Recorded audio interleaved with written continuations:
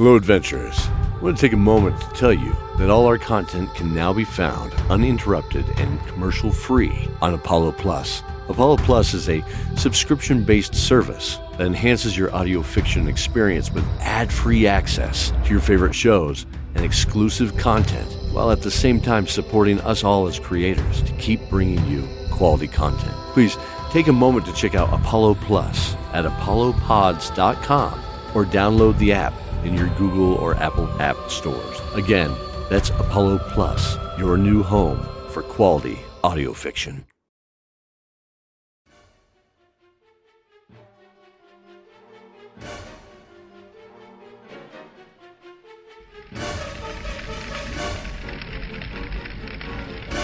Dawn of Dragons, Season 1, Episode 3. Fire was erupting into the tavern from stage right, billowing like tendrils of amber along the ceiling like writhing snakes. The age-old varnish taking the coarse, acrid smoke from the burning bloodwood, tar, and oak beginning to fill the hall. Cordelia! Sophie yelled at the woman on stage. Jump! Cordelia was shocked. She looked back at Avar.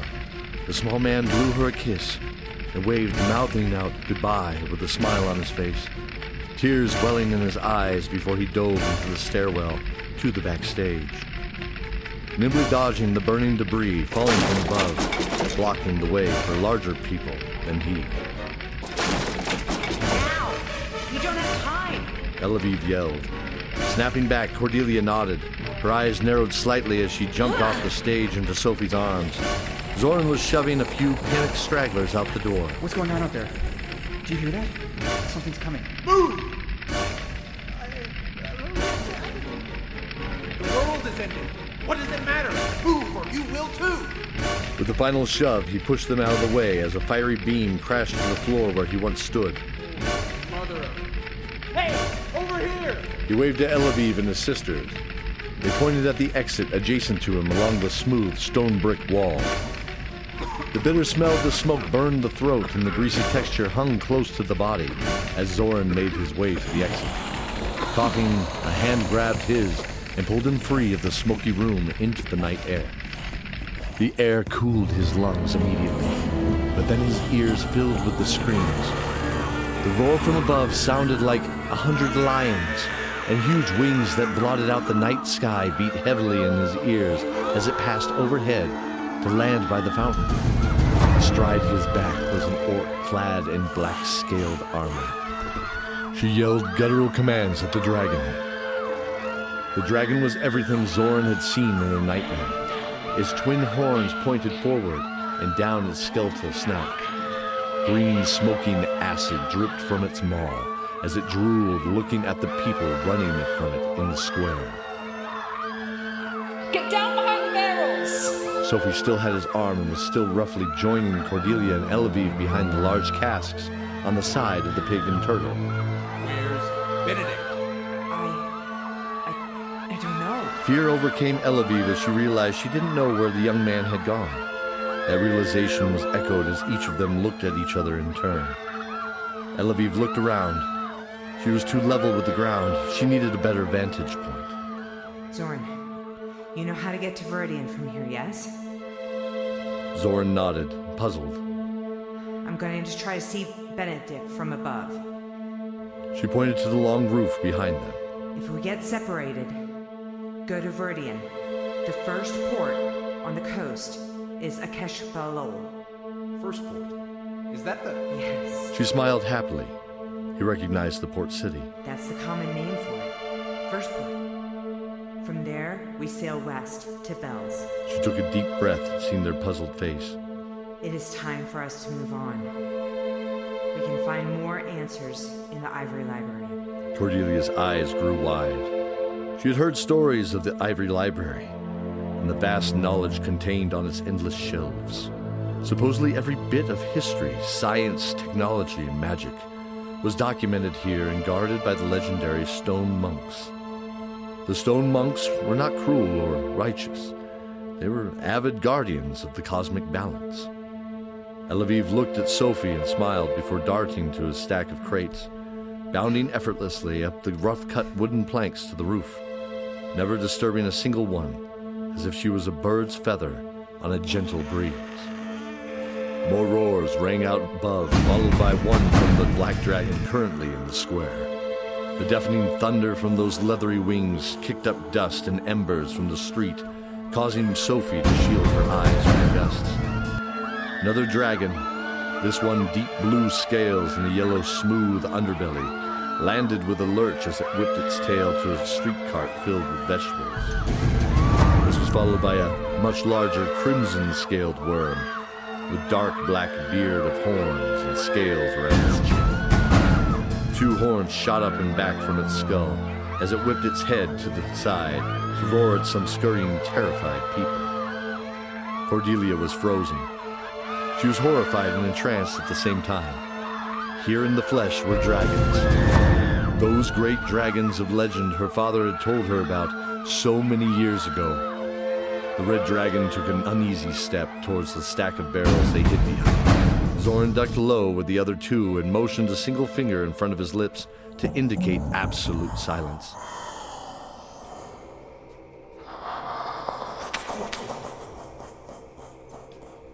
The dragon's head swept by the barrels with a single yellow eye of curiosity. The black slit of an iris dilated slightly. Fury, let us discuss the plan for this great city. A deep shout came from his back. The dragon swung his head back to the dragons in the square. It was Zoran's turn to be shocked. He wide-eyed craned his neck over the barrels with Sophie and Cordelia. Is that? None other. Zoran saw the huge man drop from the back of the red dragon with the crown of dragons on his black-haired head. He held a huge sword in his hand. His heart was pounding deep in his stomach. There was the silver dragon turtle pommel, with 2 red eyes glowing with power. Hello, Father. He spat, restrained behind clenched, angry teeth. Lord Pallas strode to the center of the 3 dragons. The orc rider nimbly slid off her mount to join him. The dark chains shook like chimes as she walked. The 3rd rider was shrouded. The pale hands clutched the haft of a large studded mace. Their eyes shone out like 2 orange-red glowing embers from behind the dark veil. They too dismounted and joined the other 2 riders for their conference. With this, Kerr is ours along with Bloodwood and most of Viridian. Most, not all. Rotten elves still hold access to the dark reaches. No matter, we are victorious. They will soon fall. They hold fast, but we must not let them escape. The pale figure hissed, the dark shroud of his face falling away to show a single sunken cheek. This is defeatist prattle. He turned to Lord Pallas. What now, my lord? We will raise the town for supplies and set up a garrison. Then we will make our assault on Meridian. He grew very cold as he thought deeply. Our underground allies must be freed. They will be the key to my ascension. The orc leader laughed and pulled a horn from her belt, sounding it.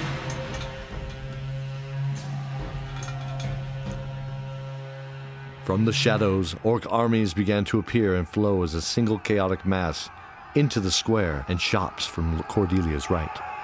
Zoran. He was still intent on his father, the source of 10 years of hate from that night and a loveless relationship before then. The night he had lost his best friend. Zoran! What? Move! Sophie stood and shoved Zoran out of the way as a huge cleaver-like blade crushed the barrel they were behind.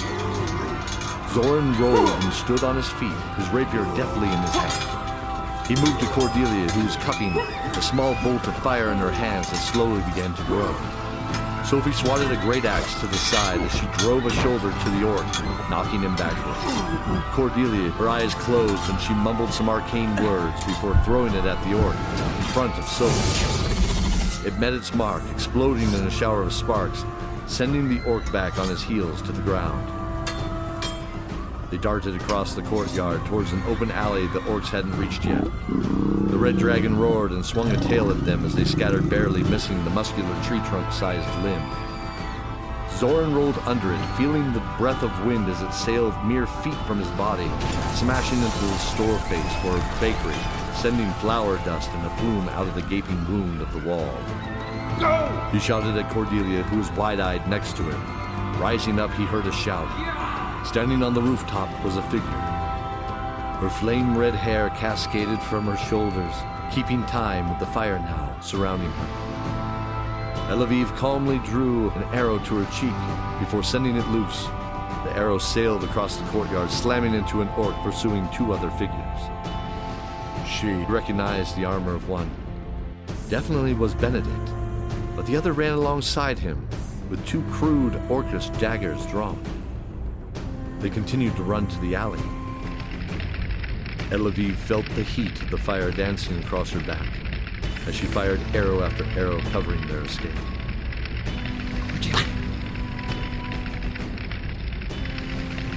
Zoran. Sophie. Benedict. She saw the figure next to Benedict running. She saw him whip around an orc in the same fluid motion, cut him down with those two daggers. Whoever he was on their side, and therefore she had him too. Arrow shot. The flame grew higher and hotter. Just a minute longer. Please. She fired. The flames could reach her arms now. It burned, but the children were almost safe. Just a minute longer. She had to hold strong. She fired again and again, ignoring the searing pain in her arm. The smell of smoke and the burning was nauseating. Tears welled in her eyes. She would do this. She would do this one last thing. They had reached the alley. She sighed. They had made it. She saw the shrouded man look at her, with one arm raised in acknowledgement. She knew those eyes. Could it be? And with a nod, he disappeared. In that moment, something familiar washed over her. A memory at the forefront of her mind. Tears flowed as she looked at the rising face of Fury, his face glowing with a bright red fireball burning in his mouth. Glowing and growing. She laughed inwardly to herself, dropping her bow to her side. She thought of all the happiness she shared in this life. It was a good day. She thought of her love and their lost friends, and hoped that they would all meet again in this next life. She took a deep breath of the smoky air, smelling past the smoke, past the salt sea to her soft, sweet-smelling trees. She smiled wide and closed her eyes, remembering her promise. I held the oath, Argus. May the knight and maiden watch them now. Throwing out her arms, Elaviv embraced the white-hot fire of the dragon.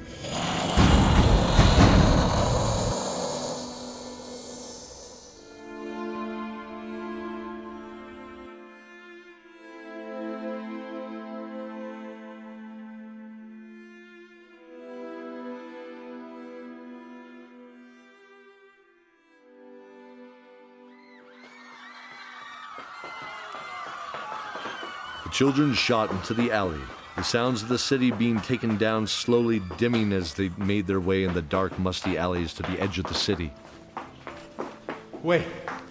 Soren panted. Wait. Who are you? He pointed at the shrouded man. We don't have time, but soon I... Sophie's eyes grew wide. No. She stepped forward and the man looked away quickly. You don't understand. She reached out. Is it...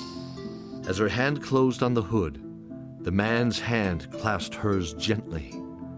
His eyes were pleading with her, not because of fear of her knowing, but of him finally leaving his shroud of 10 years of fear and pain.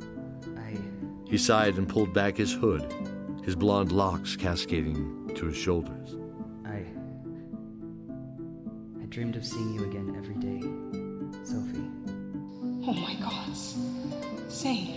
Sophie embraced him with hot tears cutting paths in her soot-stained cheeks. And Zane wept too, as Zoran, Cordelia, and Benedict joined them all together once again in the dark alley of Port Lafort.